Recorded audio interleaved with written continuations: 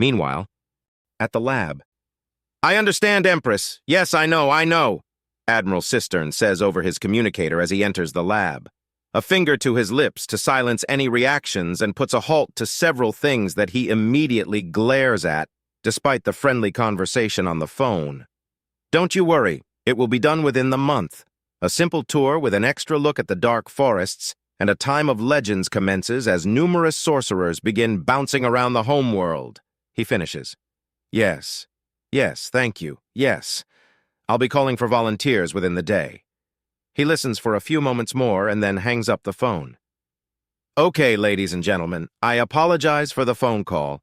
Mr. Shea's actions have kicked open the mother of all anthills." "To what degree? It sounds like you're posting men on the Apuk homeworld, sir." "I am.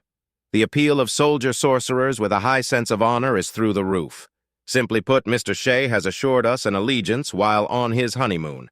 I shudder to think how the man will overachieve when placed back on duty. Speaking of overachievement, I've heard some rather terrifying rumors. Care to elaborate?" "Sir, all we've done is as ordered. We have purchased and tested on the market alien weaponry and equipment. Unfortunately, many of these weapons have patents or black-boxed internal components for the more exotic capabilities. I find myself particularly fond of the slag pistols and grav pulsars," Dr. Samuel remarks as he gestures to what appears to be an overlarge revolver and a large conical device that has a handle coming out the back. "Very well, are they safe for testing?" Admiral Cistern asks, nodding to the downright arsenal of equipment laying about the room.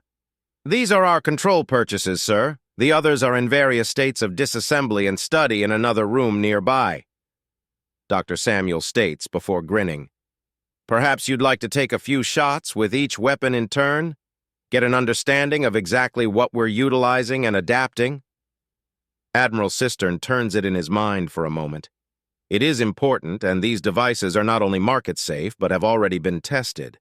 Still, some small part of him feels so downright giddy at the idea of shooting dozens of alien guns that he's convinced this has to be an indulgence. "Very well. I think I can afford a little indulgence now and again." "Excellent, sir. Would you like me to bring down Ambassador Tal as well?" Philip says from behind him, and it's all Admiral Cistern can do not to draw his pistol. "Is something wrong, sir? I need to incorporate a bell into your uniform, Philip." "Ah, that would be most useful. Thank you for the consideration, sir," Philip replies as there's some muffled laughter among the scientists. Admiral Cistern turns to give the sneaky butler the stink eye, but the man is gone. Not vaguely missing as the door closes, but just gone. "Did anyone see how he did that?" Admiral Cistern asks the room, and there's a lot of shaking heads. I didn't blink, but I must have. He was just gone, sir," Dr. Samuel states in a dumbfounded tone. "How about we try to regain our dignity by firing alien weapons?" Admiral Cistern asks, and there's a quick agreement all around. The scientists carry the weapons into the firing range next to the lab and placed out on a table behind him. A trinity of target mannequins are set up at 10 meters, 50 meters, and 100 meters. This, sir, is the CS-41 slag pistol.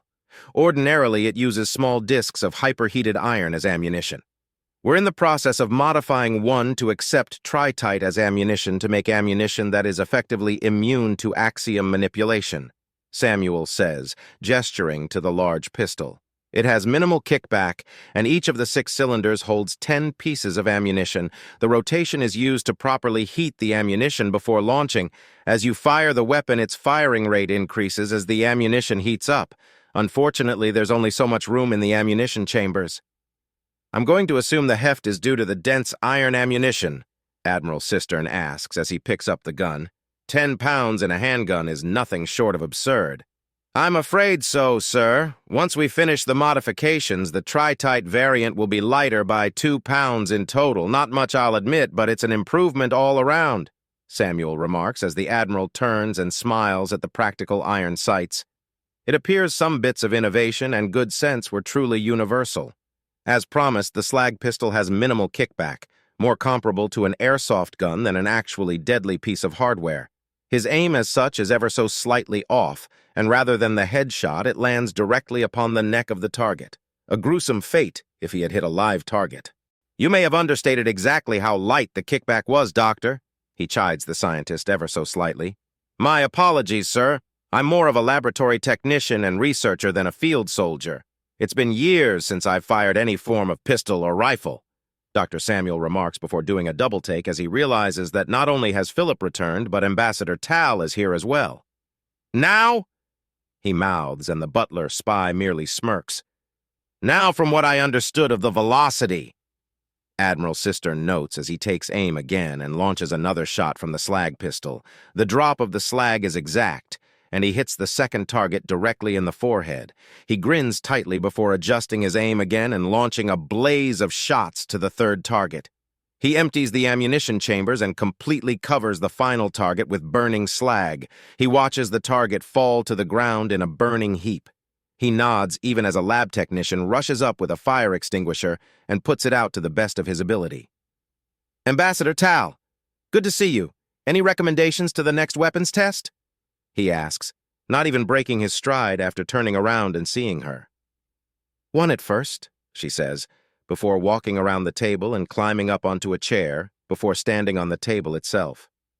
Which would it be? He asks, and she leans in to give him a kiss. Philip merely smirks at the public display of affection, even as some money, both from Earth and the galaxy at large, changes hands among the scientists. Thank you so much, she whispers to him. No, thank you, my dear, he replies. Still you didn't answer, what should I test next? He asks, and she considers before looking over the large table. She then takes a few steps to the side and picks up a large metal glove. I know what this is. It's a lot of fun, but generally too big for Gobes to use. We need custom models to make it work, she says as Admiral Cistern puts aside the slag pistol and takes up the glove. 2 metal tubes connect from a vent system near the elbow, and the entire device refits itself around his arm like armor, but curiously leaves his fingers unbound. A strange buzzing sensation covers them, though, and he knows that they're protected by some sort of force barrier. And what is this? He asks as he feels a slight itch along his arm. He focuses on it, and to his surprise, the vents start pulling in local atmosphere, and a bright blue fireball emerges above his palm. It condenses in on itself and falls into his hand. He is protected, but he can feel a blazing hot power just beyond the film that the plasma is contained in. A plasma thrower, a dedicated all-terrain weapon system that leaves the hands free while remaining ready and dangerous at all times. This model is the CS-40 plasma thrower. It's effectively a system that gives you a massive amount of impact plasma grenades. Its power supply is slow to recharge, and if you drain it dry, it will take 2 hours for the weapon to fully replenish itself. It's effective everywhere but in vacuum and underwater, Dr. Samuel explains. Interesting, Admiral Cistern remarks before underhand tossing a plasma ball to the medium-distance target. Where before it had a streak of blackened cooling metal oozing down it, it's now completely charred black, with the metal reheated back to a red-hot temperature. Sir, before you consider the further target, I would advise against it. Several tests have proven that throwing the plasma balls like a baseball results in the film shredding under the wind shear. It makes a very pretty display, but it doesn't do anything else. Noted, Admiral Cistern says as he takes a step with a long, sweeping motion that brings in pangs of remembrance. A long pitch he perfected for his sons. All the time he had spent playing softball with his boys, a piece of a life lost that was now practical in bringing the plasma thrower to maximum effectiveness. Fine throw, sir. Where did you learn to do that? One of the technicians asks. With my sons, back on Earth. Admiral Cistern says somewhat sadly as he disables the device and it collapses down into a chunky bracer with fingerless glove again. Edward and Peter?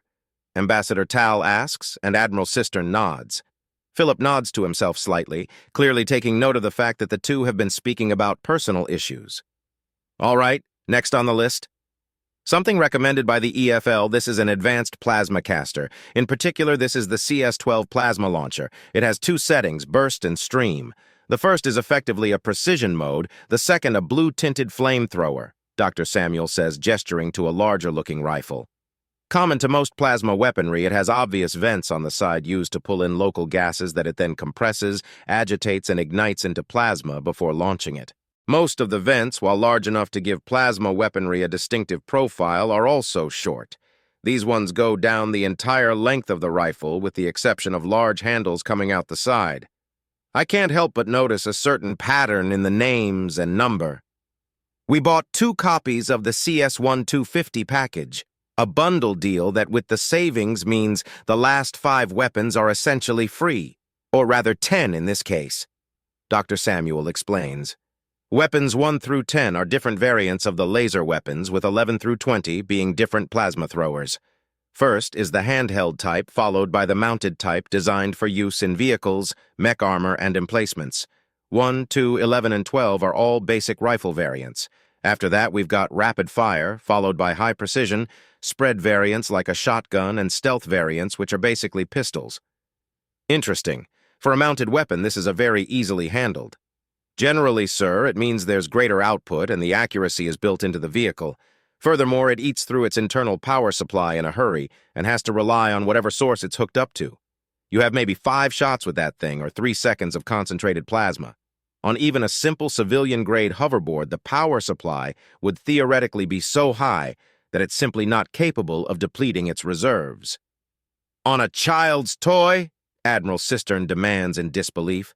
The galaxy is an absurd place, sir, Dr. Samuel says, as Admiral Cistern hefts up the weapon and quickly burns a hole through the furthest target that had just been replaced. Please tell me there's at least some form of license for this kind of hardware, Admiral Cistern asks, trying to find some kind of sanity. Afraid not. I was 11 when I bought my first laser cannon. I sold jade beads and bone knives until I had the discs needed. Ambassador Tal says somewhat wryly. No, sir. From what we understand, the black market is robust enough that there's been a general surrender in attempts to license vehicles and equipment. Extremely efficient and user-friendly manufacturing equipment means that it's literally child's play to get high-end weapons. Dr. Samuel confirms and Admiral Cistern sighs. The lack of argument, blowback, or even scorn from registering kinetic weaponry as cultural dress suddenly makes a great deal more sense. He had hoped the reports were exaggerations. Herbert's 100 harem. So he was on to round 10 now. He actually was enjoying this entire game nearly as much and perhaps even more than his wives. Sure, it was exhausting, but he was wearing the girls down even faster. They were finding him by scent more often than not, and he was giving them a harder and harder run for their money each time. They were even working in squads of 5 now. He raced over a rooftop and launched himself through a window in the building next to it, the window itself blasting inwards before ricocheting back into place and magnetically holding itself intact. Swing onto the ladder, up 2 floors and through the wall to land on a nearby roof before scaling the outside of the building. There are several distortions closing in, but Defenestration Nation is a fun place, and there are actually smoke bombs in little baskets here and there. Here, for instance. He grabs a trinity of smoke bombs and leaps to a nearby tree to race along a branch and then lets himself drop and swing down a few levels as he races on the side of one of the tiered roof of one of the tower-like constructions. "We've got you!" one of the girls shouts from nearby, and he slams a smoke bomb into the ground, fakes a jump by stomping, then dropping down and swinging into the overhang of the roof to brace himself against it. "How did he do that?" "Split up. He can't have gone far. I heard him jump." "Don't be fooled, he's been using more and more fake-outs all night," one of them protests, and Herbert bites back a curse. "Use your noses. His pheromones will cut through the smoke clinging to him soon enough." God, this is hot. I mean, really a band of girls chasing down a man who's boiling in his hormones and only working himself into a bigger and bigger mess of heat and...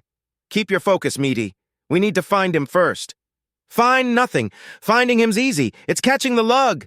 He might not be fast, but he recovers so quick he might as well not be getting tired at all, and his agility is on the same level as ours. I did some research, and that smell? That wonderful smell is how he cools off and regains energy. As long as he can keep getting water, he can keep going, Meaty protests. He's also quiet when he needs to be. We need to split up and search the area for some trace of him. If he's moving with any speed, he'll have made a mistake. Another answers, and the groups take off in different directions as Herbert mentally keeps track of them all. They split off in the 4 main directions and leave one behind to examine this area. They've done this a few times, split out 4 ways and a 5th at the center.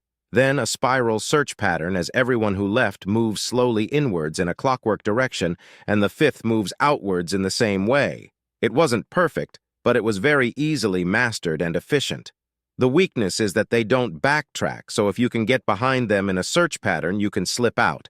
That or what he's going to do. It only takes a minute for a blur in the air to pass beneath him and his eyes narrow. She's unlikely to look up. These girls spend so much time with the height advantage that they reflexively look downwards rather than upwards, which is to their detriment. He drops down, and before she protests, there's a hand over her mouth, and he leaps through the wall, which bursts apart before snapping back together. A quick roll, and he's in position to pin her down with his tongue going past her lips as she moans into him, even as her cloaking fails. "Wait, we're doing this backwards," she says. The voice says, meaty. "So you want me to stop?" He asks. She moans again as the slight amount of pheromones from his sweat soak into her and turn the already erotic and tantalizing sensations up to explosive levels. "Never," she moans, and a tongue wrestles her for another minute or two before ending with a delicate kiss. Slight scratches are left on his cheeks as her cheek claws try to hold on, and she whimpers slightly as he pulls away. "Time's up," he mutters before going in for an even deeper kiss. The pheromones and physical attention come together with a slight touch of axiom, and she goes nearly completely limp. He leaves her sitting there, luxuriating in the sensation, before slipping out and rushing away. He manages to get a few blocks away and tuck his raging excitement to the side before she lets out a scream of frustration at the fact she let him get away. No doubt the stories of his latest distraction will both encourage and distract the girls further as their imaginations run away. They're teenagers, after all. To be fair, so is he, but he's been through the hormone rodeo before. Sure, it's on impossible mode with literally hundreds of willing supermodel-class babes all but begging for his body. But that doesn't mean he can't put up a good showing. Besides, the girls aren't the only ones finding this massive game of cat and mouse to be insanely hot. He slips into a tower and races up the ladder as hard as he can. He's been at this for a while, so he's actually starting to find the limits of his endurance. He doesn't want to use axiom as he wants some good conditioning and not just magic cheats. The experimental weapon hidden on his person is proof enough that it's not always reliable. He takes a few moments to catch his breath, a bit of panting to help cool him a little further and waiting for his temperature to regulate. Part of the entry fee of this place pays for all the little bits and goodies you can find, so he resolves to keep his eyes open for the next snack drop. Fruit drinks and mild snacks are packed in on places like that. His communicator goes off on the short-range bands. "Herbert?" He answers immediately, all thoughts of snacks and drinks already gone. "Just a heads up, spies from the Purple Perceivers are incoming to see if you're still there. They'll be recording your movements and taking stock of your situation. Try not to be too human. They think you're a threat." Harriet warns him. "Problem. I've been exerting myself without end for hours. I'm drenched in sweat and threats don't sweat." "Thanks for the warning. I'll come up with an excuse or three. Over and out," Harriet replies before cutting off. If she wasn't infiltrating, that would have been rude. "Too late already, just keep going. Though saying hi to my new friends might be fun," he remarks to himself as he glances out to get the lay of the land a bit. He spots what seems to be a snack drop. He slips out of the building and does a crawl as he looks around to see if there's any nearby distortions. They're a lot harder to spot when they sit still, but he can't spot any, even with the extra scrutiny. He slips out and makes his way to the snacks. He spots a distortion and realizes that one of the girls is actually staking them out. Smart. May as well give them a win. He swings down and grabs a water bottle, which he tucks away into a pocket before rushing off. He keeps track of the chasing distortion through a few reflections as he enters a tower, climbs up 2 floors, and poses along the floor, lightly sipping the water as he waits. "Well, hello?"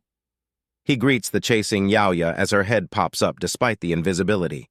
He can almost hear her brain trying to reboot at the sudden reversal of the situation and hides his delighted smile behind a deep drink of the water. Need to stay hydrated after all. "Who's hunting who?" she asks after a moment, fading into view with a very amused expression on her face. "Yes," he answers with all the confidence of a complete asshole, and she devolves into helpless giggling. The laughter takes a while to subside, and it devolves into some snorting and hiccups near the end. This gives him all the time he needs to finish the drink and cool down a little, but he's going to have to pack this in soon. His legs are starting to cramp a little. "What am I going to do with you?" she asks in amusement, and he raises an eyebrow. This sets her off into more giggles as the things running through her head are far more amusing than anything he could say. "Something like that, perhaps?" he asks as she leans back a bit with a sigh of amusement. "Or maybe something like this?" she asks before rushing him and grabbing him under the arms. She Frenches him hard and slams him partway through the wall. "Woo!" One of the other Yao-Ya cheers as the one on Herbert gives a huge grin. He then reaches up and pulls the girl down into a deep kiss. Her cheek claws flutter as she moans into him, while his hands run down her back, get a firm grip on her ass. She breaks it off after a few moments to sit upright and pants hugely. "Oh, what's this? You're ready, aren't you?" she asks, and he chuckles. "You girls are gorgeous. Just ask if I want to have fun, and it'll take a lot out of me to say no," he remarks with a grin. "Now get down here, I only got a taste," he tells the blushing Yao-Ya. Then the snap-on bracelet starts beeping. "Time's up? Well, nuts," he remarks as there are disappointed sighs all around. The wife straddling him scrambles off and he kips up with ease and stretches a bit. The walk back to the entrance-exit of Defenestration Nation is at a sedate pace, and most of the girls are there waiting. A fair amount of them are blushing somewhat at the sight of him, and it's all he can do not to cackle at them. He spots a short-stack bee-woman watching from above with a communicator recording him and the others. Her dyed purple stripes lets him know who she's with. Thankfully, the time calmly walking has let his sweat dry off enough to not be easily seen. He then keeps an eye on her, but only out of the corner of his eye as the bracelet is turned in and he fills out a quick survey for the park. The time was excellent, but something like a trampoline, trapeze, or a massive slide might make this even more goofy fun. Maybe monkey bars. Everything filled out and everything done, the girls start swarming around him in another sort of defensive perimeter, but they actually crowd in more this time, especially from the sides. They're also more strutting than walking. His responding to their advances has clearly salved over a lot of bruised egos, and things are going just great. Still, some deep part of him can't help but be disappointed that he didn't get the chance to have fun with his more ballistic or experimental toys. He dismisses that thought as a bit of unwarranted childishness brought on by his second time through puberty. Any outing where all your rounds stay chambered is a good outing, if boring, damn it.